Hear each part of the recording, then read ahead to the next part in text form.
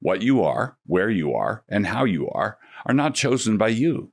They are chosen for you. You do not choose your family. Your family did not choose you. All of this is a gift, and moreover, an assigned gift. All genuinely free human choices must occur from within this context of assigned grace. Pretending to be autonomous in your choices, separated from your God-given context, is childish and simplistic.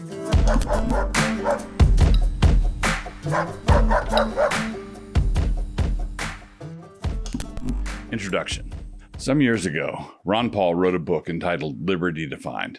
Glancing over the topics he addresses, it might have been better called Liberty Described, because the bulk of the book works through various topics like conscription and surveillance and monetary policy, all the kind of topics where libertarians and conservatives might easily find common ground. And when it comes to such practical matters, there really is an enormous amount of common ground. But as Russell Kirk once argued, one of the hallmarks of conservatism over against libertarianism is deep suspicion of ideology, particularly the kind of simplistic ideology that drives the purer forms of libertarianism. Kirk knows and understands that there are conservatives who think that they are libertarians because of the common enemy we all have in the swollen state. And he does budget for this in his thinking, as should we all. But Ron Paul, for all his practical side, and despite his sincere Christian faith, is nevertheless an ideologue when it comes to his political vision, and it really shows. And unless that ideology is rejected, we are all in for a world of hurt. The thing he is most interested in protecting, individual liberty, is left vulnerable and exposed by the ideology he espouses. This is particularly evident in his treatment of marriage and family, an institution that is one of the most non-ideological things in the world. How so? Sex is such a complicating factor. If sex is what our permissive and individualistic age has made it out to be, a recreational activity on the weekends for consenting adults, then that would fit nicely with key libertarian assumptions. But if sex was intended by God to be a binding agent at the center of that societal molecule called the nuclear family, then a completely different state of affairs will follow. If the family is an objective reality that the state is obligated to see and interact with as an objective reality, then libertarianism cannot be the case. If the family is not such an objective reality, then libertarianism would at least then be an option. But if the family is an objective thing in the world, part of the created order, then libertarianism collapses. One of the things that Ron Paul provides us with in his appendix is a revealing list of, quote, 10 principles of a free society, close quote. And right off the bat, in the first two, we encounter radical problems. His definitions collide with the Christian vision of the world.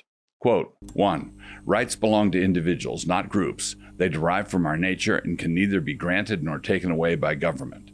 Liberty Defined, page 327. The first thing that comes to mind when I read this is the glaring fact that under this scheme, families don't have rights. How could they? What is a family but an organic, quote-unquote, group? If groups don't have rights, then families don't have rights. This principle has the virtue of being simple to understand, but it is also radically simplistic. That also means that quote-unquote families, besides now requiring scare quotes, can assemble themselves by means of contract, however they please. More on this in a moment. The government, as the enforcer of these contracts, would not be permitted to distinguish between those unions in which God has joined a man and a woman together and, say, a throuple of 3 gay dudes where God has done nothing of the kind. Not only so, but rights do not, quote, derive from our nature. They are given to us by God in the fact that we were created in the image of God. And that image requires us to deal with the fundamental fact that we bear the image of God as male and female, Genesis 1:27. And if someone were to reply that the God-given nature of our rights was assumed by Paul and that I shouldn't snatch at words, I would be happy to grant that for the sake of the discussion, but then go on to point out that our nature is to congregate in families. It is not our nature to think in terms of atomistic individuals. This is not a mere technical problem for the Christian libertarian. It is a real stumper. It is an axe laid at the root of a tree about to become its own version of a stumper.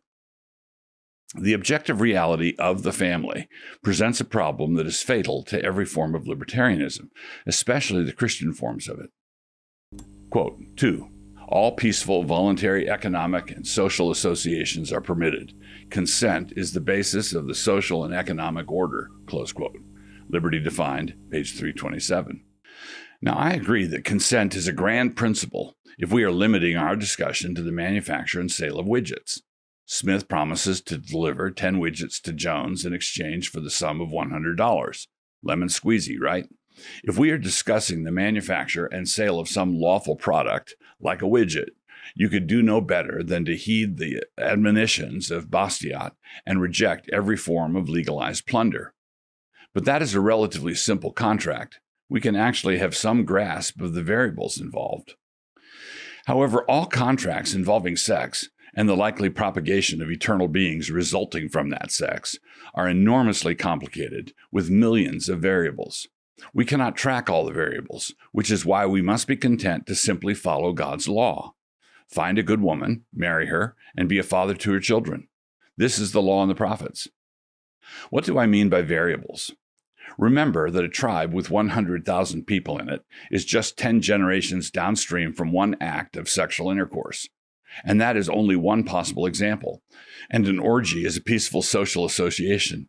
A child begotten in such an orgy is going to grow up without a father, and this state of affairs was foisted on him without his consent. Nobody asked him what he thought of such a deal. His prospects in life are radically inferior to those of a child begotten the evening after vows were exchanged in a church.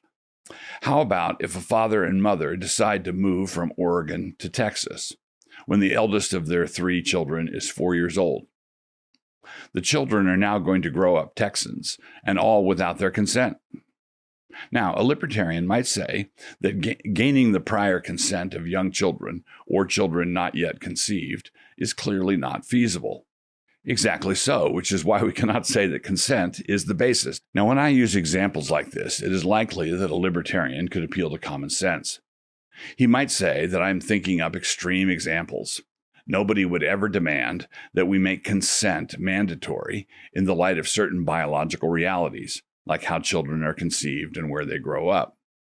But notice that this objection is being raised in a culture that is currently demanding that boys be allowed to become girls because they didn't consent to be a boy.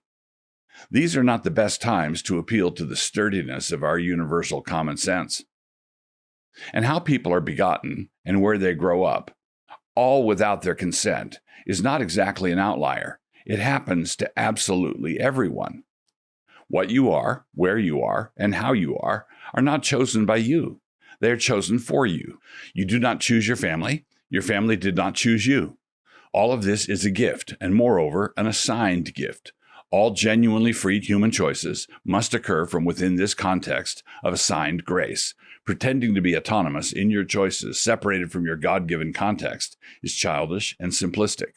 So when we introduce sex into the equation, and the fact human beings all start out as a single cell, all of a sudden we are like a June bug trying to do astrophysics. No longer are we talking about 10 widgets for $100. We are suddenly talking about babies and generations and tribes and nations and migrations and religion and covenants and wars. We are not capable of drawing up contracts that cover all these exigencies. We can only pretend to, and that is what simplistic ideologies try to get you to do. Marriage is not a widget. Let's go back to Smith and Jones for a moment. Suppose a couple months after the widgets were ordered, Jones lost his ability to pay for them. And suppose that Smith's factory burned down and he lost his ability to deliver them. And suppose that this was discovered by the two of them in casual conversation at some gathering or other. Do the two of them have a right to tear their contract up? Of course they do, because they were the two consenting parties to it. And consent really is foundational in such situations. If they do, it is a no-fault dissolution of a business deal. They have the authority to call the whole thing off. They have a joint authority over that agreement. But when a man and a woman come together in marriage, they are not in the same position. They make the vows, but they are not the Lord of the vows. God himself is the one who joins them together. making them one flesh, Matthew 19:6. And no human authority has the right to separate what God has joined. So suppose a man and a woman get married and they have no kids. After 5 years, they both decide they are tired of the other. Do they have the right to just tear the quote-unquote contract up? Of course not, because marriage is much more than a contract resting upon the simple consent of the parties. And besides, the terms of the contract anticipated such possible problems, and consequently included clauses like, till death do us part. They shouldn't be allowed to walk away because they both promised in a solemn and legally enforceable way that they wouldn't walk away. When we add other likely variables, such as children or the fact that one party does not want the divorce, we discover what our permissive generation really means by consent. They intend a running consent. They mean consent in the present. When the consent goes away, so does the obligation. But when the obligations of marriage go away, so does your civilization. But notice how Ron Paul speaks about this in his chapter on marriage. It frankly makes the blood run cold. Quote, if the government were not involved, there would be no discussion or controversy over the definition of marriage. Why should the government give permission to two individuals for them to call themselves married? In a free society, all voluntary and consensual agreements would be recognized. If disputes arose, the courts would be involved as in any other civil dispute. Close quote. Liberty Defined, page 183. Two individuals? I wonder where he came up with that arbitrary number. And the courts? What standard will the courts use? By what standard is a question that has been raised before. Susie Q voluntarily entered the harem of John, the Sultan of Cincinnati, when she was 20 years old, and she really thought it was a good idea at the time. His eyes were so deep and so brown. 10 years in, the shine has worn off somewhat.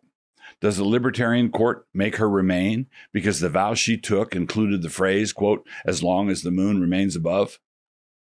In a prescient essay called We Have No Right to Happiness, C.S. Lewis discussed the modern tendency to assume that all solemn promises should be honored, except for the sexual ones.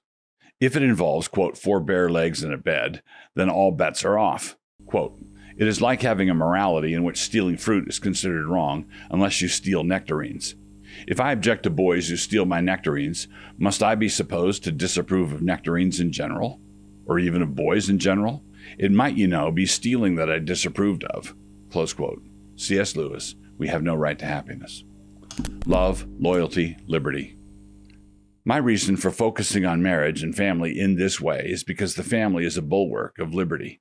The family is one of the most important of Burke's little platoons, and it enables us to resist the encroachments of the state, of the swollen and self-aggrandizing state, without becoming selfish and self-aggrandizing ourselves. It is what makes a true fusion possible between self-interest and altruism. As Christians, we confess that God is love. This is possible because the Godhead contains the lover, the beloved, and the spirit of love between them, in the three persons of the Trinity. But if God were a monad, a Unitarian God, we could no longer confess that God is love. In a similar way, the family is love. A man and a woman become one flesh, while at the same time remaining themselves. They are not just roommates with sexual privileges, but are rather called to be a living representation of Christ and the church.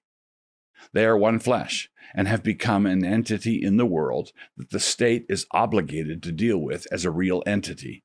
Now, of course, the fact that the world is a fallen place and the fact that the husband and wife are both recovering sinners complicates the picture. But complicating the picture is not the same thing as erasing the picture. To make the individual the ultimate bastion against the encroachments of the state is to cede the game to the state. It makes society into a giant atomistic bag of greased BBs.